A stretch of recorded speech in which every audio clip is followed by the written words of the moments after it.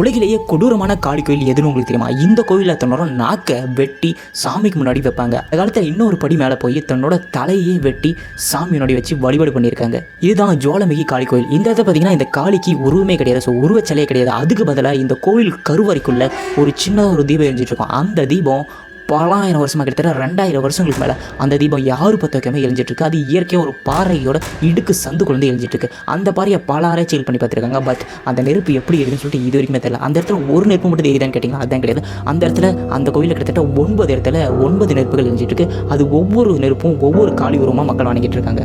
இந்த இடத்துல கிட்டத்தட்ட 100 வருஷங்களுக்கு மேலே ஆராய்ச்சி பண்ணி பார்த்துருக்காங்க. பட் வரைக்கும் அது என்னன்னு கண்டுபிடிக்க முடியல. அதனால அந்த நெருப்பு கடவுளால் தான் எரியுன்னு சொல்லிட்டு ஆராய்ச்சியாளர்களும் கவர்மெண்ட்டுமே கையை விட்டுட்டு போயிட்டாங்க. இந்த கோவில் எப்படி உருவாகுதுன்னா, ஒரு தடவை யாக குண்டத்தில் சதிதேவி விழுந்து தண்ணியே மாச்சிக்குவாங்க. அப்படி மாச்ச பிறகு சிவன் வந்து சதியை தன் தோளில் தூக்கி போட்டுக்கிட்டு அவர் நடந்து போகும்போது ரொம்ப சோகமாக இருப்பார். அதனால இந்த உலகம் பிரபஞ்சம் எல்லாமே அழியக்கூடிய நிலைமையில போயிடும். அப்போ அந்த சதியோட உடலை அழிச்சா மட்டும்தான் சிவன் பழைய நிலைமைக்கு திரும்புவார்னு நினைச்ச விஷ்ணு என்ன பண்ணியிருக்காருன்னா, தன்னோட கையில் இந்த சுதர்சன சக்கரத்தை எடுத்து அந்த சதி மேலே விட்டுருக்காங்க. சதி மேலே பட்டு சதியோட உடம்பு கிட்டத்தட்ட 51 பாகங்களாக பிரிஞ்சு அங்கங்கே விழுந்திருக்கு. அப்படி விழுந்த ஒரு பாகமான இடம் தான் இந்த கோவில். சதியோட நாக்கு விழுந்த இடம் தான் இந்த ஜுவாலாமுகி கோவில்.